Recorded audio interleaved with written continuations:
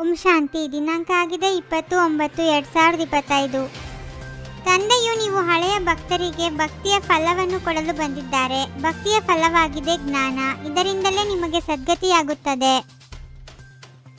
ಒಂದು ವೇಳೆ ತಂದೆಯವರಾಗಿಯೂ ಸರ್ವಿಸ್ ಮಾಡುವುದಿಲ್ಲ, ತನ್ನ ಮೇಲೆ ಹಾಗೂ ಅನ್ಯರ ಮೇಲೆ ದಯ ತೋರಿಸುವುದಿಲ್ಲವೆಂದರೆ ಅವರು ತಮ್ಮ ಅದೃಷ್ಟವನ್ನು ಕೆಡಿಸಿಕೊಳ್ಳುತ್ತಾರೆ, ಅರ್ಥಾತ್ ಪದವಿ ಭ್ರಷ್ಟರಾಗಿ ಬಿಡುತ್ತಾರೆ.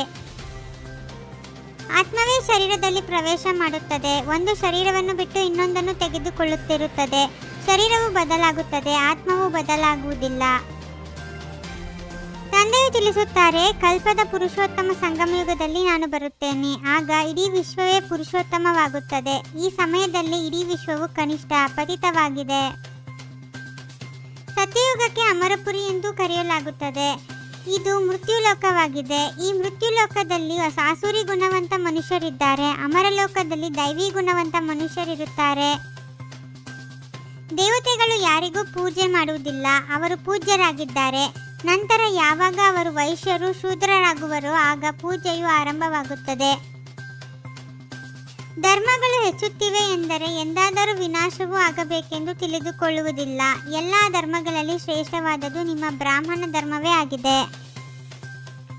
ಕಲಿಯುಗಿ ಬ್ರಾಹ್ಮಣರು ಅನೇಕರಿದ್ದಾರೆ, ಆದರೆ ಅವರು ಕುಕವಂಶಾವಳಿ ಬ್ರಾಹ್ಮಣರಾಗಿದ್ದಾರೆ. ಪ್ರಜಾಪಿತ ಬ್ರಹ್ಮನ ಮುಖವಂಶಾವಳಿ ಬ್ರಾಹ್ಮಣರೆಂದರೆ ಪರಸ್ಪರ ಸಹೋದರ ಸಹೋದರಿಯರಾಗಬೇಕು. ವಾಸ್ತವದಲ್ಲಿ ಬ್ರಾಹ್ಮಣರು ದೇವತೆಗಳಿಗಿಂತಲೂ ಶ್ರೇಷ್ಠರೆಂದು ಹೇಳುತ್ತಾರೆ. ಶಿಕೆಗೆ ಸಮಾನರಲ್ಲವೇ? ಈ ಬ್ರಾಹ್ಮಣರೇ ಮನುಷ್ಯರನ್ನು ದೇವತೆಗಳನ್ನಾಗಿ ಮಾಡುತ್ತಾರೆ. ಹಳೆಯ ಸಂಸ್ಕಾರಗಳು ಪರಿವರ್ತನೆಯಾಗುವುದರಲ್ಲಿಯೇ ಬಹಳ ಪರಿಶ್ರಮವಾಗುತ್ತದೆ. ತನ್ನನ್ನು ಆತ್ಮನಿಶ್ಚಯ ಮಾಡಿಕೊಂಡು ತಂದೆಯಿಂದ ಆಸ್ತಿಯನ್ನು ತೆಗೆದುಕೊಳ್ಳಬೇಕಾಗಿದೆ. ನೀವೆಲ್ಲರೂ ಪ್ರಿಯತಮೆಯರಾಗಿದ್ದೀರಿ. ಒಬ್ಬ ತಂದೆಯು ಮಾತ್ರವೇ ಎಂದೂ ಯಾರಿಗೂ ಪ್ರಿಯತಮೆಯಾಗುವುದಿಲ್ಲ, ಏಕೆಂದರೆ ಅವರಿಗಿಂತ ಶ್ರೇಷ್ಠರು ಯಾರೂ ಇಲ್ಲ. ನೀವೆಲ್ಲರೂ ವಧುಗಳಾಗಿದ್ದೀರಿ, ನಾನು ವರನಾಗಿದ್ದೇನೆ. ನೀವೆಲ್ಲರೂ ಆಸುರಿ ಬಂಧನದಲ್ಲಿ ಬಂಧಿತರಾಗಿದ್ದೀರಿ, ನಾನು ಬಂದು ಬಿಡಿಸುತ್ತೇನೆ. ಇಲ್ಲಿ ಬಹಳ ಪರಿಶ್ರಮವಿದೆ. ತಂದೆಗೆ ಸರ್ವಶಕ್ತಿವಂತನೆಂದು ಕರೆಯಲಾಗುತ್ತದೆ. ನೀವು ಎಷ್ಟು ಶಕ್ತಿವಂತರಾಗುತ್ತೀರಿ, ವಿಶ್ವಕ್ಕೆ ಮಾಲೀಕರಾಗಿ ಬಿಡುತ್ತೀರಿ. ನಿಮ್ಮ ರಾಜ್ಯವನ್ನು ಯಾರೂ ಕಸಿದುಕೊಳ್ಳಲು ಸಾಧ್ಯವಿಲ್ಲ. ಪ್ರತಿಯೊಬ್ಬರೂ ಸತೋಪ್ರಧಾನರಿಂದ ಸತೋ ರಜೋ ತಮೋದಲ್ಲಿ ಬರಲೇಬೇಕಾಗಿದೆ. ಈಗ ರಾವಣ ರಾಜ್ಯವಿದೆ. ನಿಮ್ಮದು ಸತ್ಯವಾದ ಗೀತೆಯಾಗಿದೆ. ಇದನ್ನು ತಂದೆಯೇ ತಿಳಿಸುತ್ತಾರೆ. ಪರಮಾತ್ಮನು ಒಬ್ಬರೇ ಸರ್ವಶ್ರೇಷ್ಠ ಭಗವಂತನಾಗಿದ್ದಾರೆ. ಎಲ್ಲ ಆತ್ಮಗಳು ಮಕ್ಕಳಾಗಿದ್ದೀರಿ. ಸರ್ವರ ಸದ್ಗತಿದಾತ ಒಬ್ಬರೇ ಆಗಿದ್ದಾರೆ. ನಂತರ ದೇವತೆಗಳು.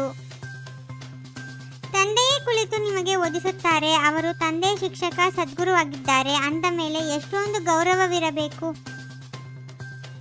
ಇಲ್ಲಿ ಯಾರು ಚೆನ್ನಾಗಿ ಸರ್ವಿಸ್ ಮಾಡುವುದಿಲ್ಲವೋ ಅವರ ಪದವಿಯು ಭ್ರಷ್ಟವಾಗುತ್ತದೆ. ಸರ್ವಿಸ್ ಮಾಡುವುದಿಲ್ಲವೆಂದರೆ ತಾವೇ ತಮ್ಮನ್ನು ಶೂಟ್ ಮಾಡಿಕೊಳ್ಳುತ್ತಾರೆ.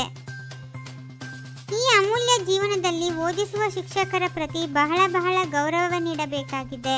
ವಿದ್ಯೆಯಲ್ಲಿ ಒಳ್ಳೆಯ ಬುದ್ಧಿವಂತರಾಗಿ ಸರ್ವಿಸ್ನಲ್ಲಿ ತೊಡಗಬೇಕಾಗಿದೆ. ತಮ್ಮನ್ನು ತಾವು ಸುಧಾರಣೆ ಮಾಡಿಕೊಳ್ಳಲು ನಿರ್ವಿಕಾರಿಗಳಾಗಬೇಕಾಗಿದೆ. ತಮ್ಮ ನಡವಳಿಕೆಯನ್ನು ಸುಧಾರಣೆ ಮಾಡಿಕೊಳ್ಳಬೇಕಾಗಿದೆ. ಆತ್ಮೀಯ ಡ್ರಿಲ್ನ ಅಭ್ಯಾಸದ ಮೂಲಕ ಫೈನಲ್ ಪೇಪರ್ನಲ್ಲಿ ಪಾಸ್ ಆಗುವಂತಹ ಸದಾ ಶಕ್ತಿಶಾಲಿ ಭವ. ಮನಸ್ಸನ್ನು ಎಲ್ಲಿ ಮತ್ತು ಎಷ್ಟು ಸಮಯ ಸ್ಥಿತ ಮಾಡಲು ಇಚ್ಛೆ ಪಡುವಿರೋ ಅಷ್ಟು ಸಮಯ ಅಲ್ಲಿ ಸ್ಥಿತ ಮಾಡಿ. ಆಗ ಶಕ್ತಿಶಾಲಿಯಾಗಿ ಫೈನಲ್ ಪೇಪರ್ನಲ್ಲಿ ಪಾಸ್ ಆಗಲು ಸಾಧ್ಯ. ತಮ್ಮ ವಿಕಾರಿ ಸ್ವಭಾವ, ಸಂಸ್ಕಾರ ಮತ್ತು ಕರ್ಮವನ್ನು ಸಮರ್ಪಣೆ ಮಾಡಿ ಬಿಡುವುದೇ ಸಮರ್ಪಿತವಾಗುವುದು. ಓಂ ಶಾಂತಿ. 21 ಜನ್ಮಗಳಿಗೆ 21 ಪರಮಾತ್ಮನ ಮಹಾವಾಕ್ಯಗಳನ್ನು ಆಲಿಸಿ ಹಾಗೂ ನಿಮ್ಮದೇ ಆದ ಈ ಚಾನಲ್ಗೆ ಲೈಕ್ ಮಾಡಿ. ಇದನ್ನು ಮರೆಯದಿರಿ.